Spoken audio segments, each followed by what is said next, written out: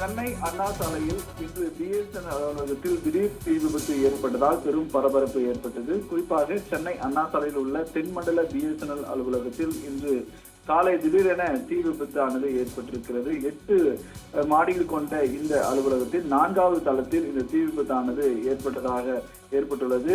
மலமளவென பரவிய இந்த தீயானது மேல் நோக்கி பரவியுள்ளது. அதிகாலை என்பதால் ஒரு சில ஊழியர்கள் மட்டுமே இன்று காலை பணிக்கு வந்ததாக கூறப்படுகிறது. இந்த நிலையில் இந்த தீ விபத்து தொடர்பாக அருகில் உள்ள தீயணைப்பு துறையினருக்கு தகவலானது தெரிவிக்கப்பட்டு உடனடியாக சம்பவ எழும்பூர் தீயணைப்புத்துறை ஊழியர்கள் மற்றும் மீட்பு படை ஊழியர்கள் உள்ளே இருந்த ஊழியர்களை சாதுரியமாக மீட்டனர். இது மட்டுமல்லாமல் இந்த தீ விபத்து தொடர்பாக எதனால் இந்த தீ விபத்தானது ஏற்பட்டது என்பது தொடர்பாக காவல்துறையினரானது விசாரணையானது மேற்கொள்ளப்பட்டு வருகிறது.